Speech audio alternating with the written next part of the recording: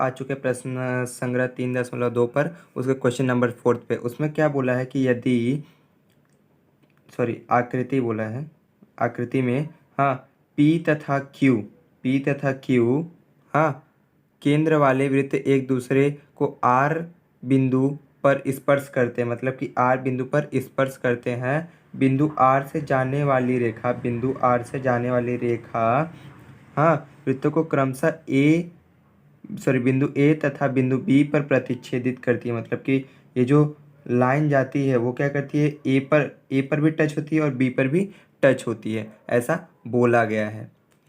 तो अब हम लोग चलते हैं इसके मेन क्वेश्चन पे। क्या पूछा है कि ए पी और क्यू बी प्रूफ कीजिए कि भाई ये क्या है, पैरेलल है, यानी कि ये दोनों कभी टच नहीं होंगे, परस्पर समांतर, ऐसे बोल सकते हैं।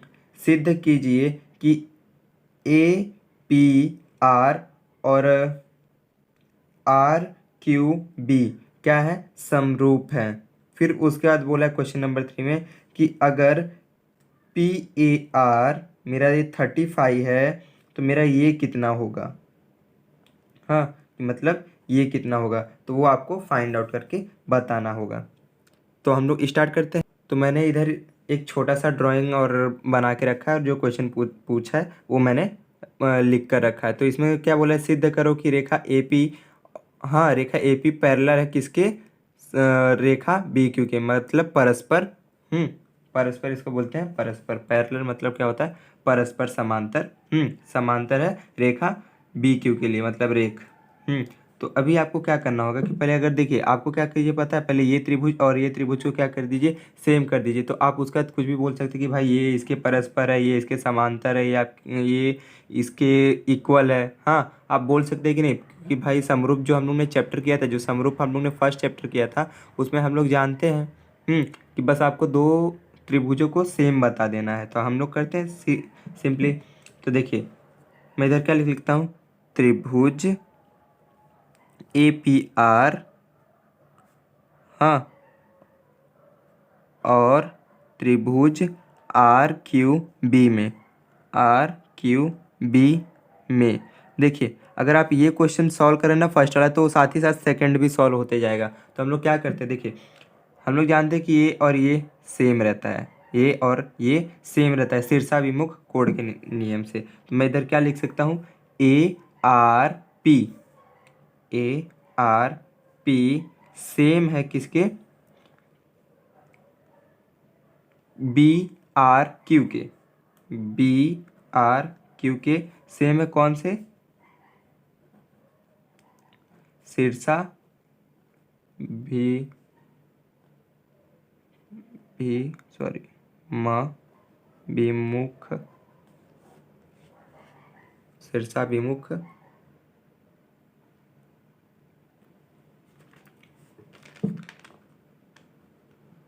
कोण से, शीर्षाभिमुख कोण से क्या हो रहा है कि ये दोनों सेम हो रहा है। अब देखिए आप थोड़ा और ध्यान से देखिए, तो आपको ये देखिए ये z बनते हुए दिखाई दे रहा है। तो ये क्या हो रहा है, एक एकांतर कोण हो रहा है, मतलब कि ये और ये क्या हो रहा है, सेम हो जाएगा एकांतर कोण के नियम से। तो हम लोग लिखते हैं पी ए आर, इसको आप समीकरण 1 भी मान लीजिएगा, क्योंकि ये आगे बहुत इजीली काम आएगा।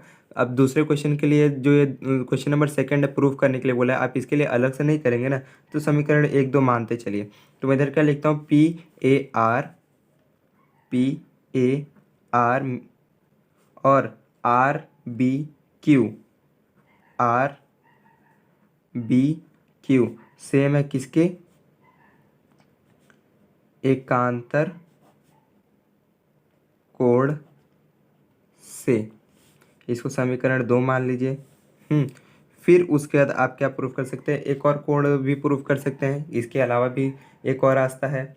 हाँ, आप इसको प्रूफ कर सकते हैं, इसको और इसको प्रूफ कर सकते हैं। ये देखिए उल्टा z बन रहा है। हाँ, तो मतलब कि बाह्य एकांतर कोण से इसको भी प्रूफ कर सकते हैं। ए पी आर जो रहता है, हाँ, और आर क्यू बी जो रहता है, बाह्य एकांतर कोण से ये भी क्या हो जाता है, सेम होता है। समझे आप। फिर उसके बाद आप क्या कीजिए, लिख सकते हैं कि भाई मेरा ए पी आर जो है वो किसके समरूप है, आर क्यू बी से। कौन से कटौती से, कोण के कसौटी से। समझे। फिर उसके बाद आप लिख सकते हैं कि जो हमारा रेख एपी है वो समांतर है रेख बी क्यू के। हम लोग का फर्स्ट सॉल्व हो गया। अब हम लोग चलते हैं सेकेंड पर। सेकेंड पर हम लोग लिखते हैं, हाँ सेकेंड पर। अब सेकेंड वाला क्वेश्चन में क्या बोला है कि ए पी आर, तो आप बस बोल दीजिए कि समीकरण 1, 2 तथा 3 से समरूप है किसके, ए पी आर और आर क्यू बी। हाँ, कैसे समरूप है, देखिए हम लोग ने 1, 2, 3 पहले से मान लिया था, तो मतलब कि जब ये हम लोग ने समरूप कर दिया तो हम इसके लिए अलग से थोड़ी ना ये इतना पूरा लिखने के लिए जाएंगे। तो आप इधर क्या समीकरण 1, 2, 3 से आप क्या कर सकते हैं, प्रूव कर सकते हैं भाई कि हाँ ये भी समरूप है।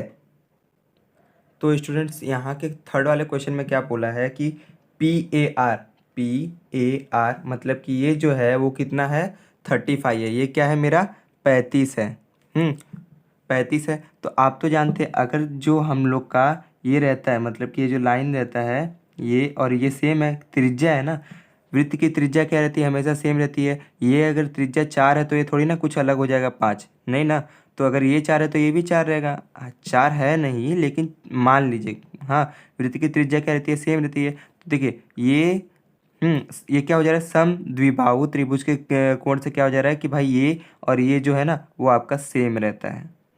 जब आपके जो दो भुजा सेम रहती हैं तो आपके ये दो कोण भी सेम रहते हैं। तो इधर मैं क्या लिख सकता हूँ, हाँ पहले हम लोग क्या देख लेते हैं, त्रिभुज, हाँ ए पी आर में, त्रिभुज ए पी आर में मैं देख लेता हूँ। तो मुझे क्या पता चलेगा कि भाई जो मेरा, हाँ रेख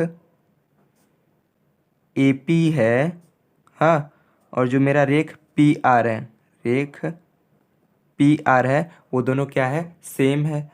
समझे आप, ये दोनों क्या है, सेम है। तो मेरा क्या हो जाएगा, ये शीर्षाभिमुख कोण हो गया, सॉरी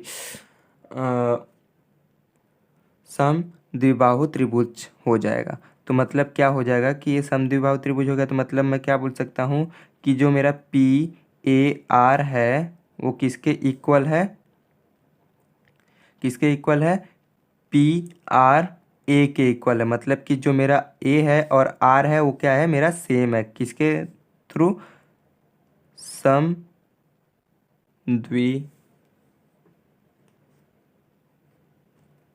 सम द्विबाहु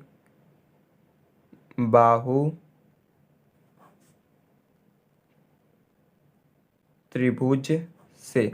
हाँ, सम द्विबाहु त्रिभुज से क्या हो जाएगा, दोनों सेम हो जाएगा।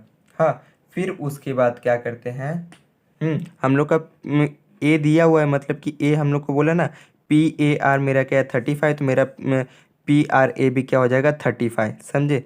तो मतलब कि ये मेरा क्या लिख सकता हूँ, ये भी मेरा 35 है। और हम लोग तो जानते हैं पूरे त्रिभुज की जो मतलब जो पूरे त्रिभुज की कोणों का योग होता है वो कितना होता है, 180। तो मैं लिख सकता हूँ P A are plus P R A plus A P are equal होता है 180।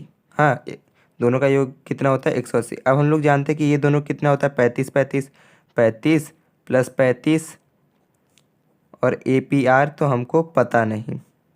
हाँ 180 हो गया। फिर उसके बाद 35 35 क्या हो जाएगा, 70 हो जाएगा। 180 हो गया। अब 70 जो है ये इस साइड है तो उस साइड जाएगा तो क्या हो जाएगा, माइनस हो जाएगा।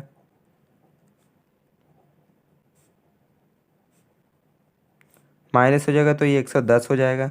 तो ए पी आर जो है वो कितना है 110। हमको A P R find out नहीं करने के लिए बोला है, लेकिन R Q B find out करना है। हम लोग ने इसका कर लिया, तो हम लोग ने एक कसौटी में बोला था ना, बाह्य एकांतर कोण, मतलब कि अगर मुझे ये मिल गया तो ये और ये तो सेम रहते हैं ना, ये और ये क्या रहते हैं, सेम रहते हैं। तो मैं लिख सकता हूँ कि ये देखिए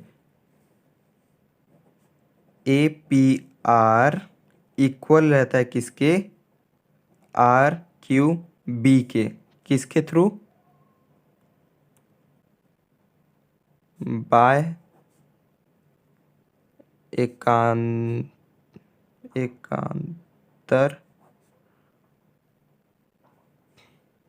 कोड से, बाय एकांतर कोड से क्या हो जाएगा, सेम हो जाएगा। तो मैं क्या लिख सकता हूँ कि ए पी आर था, ये ए पी आर था, हाँ ए पी आर क्या हो गया, सेम हो गया इसके।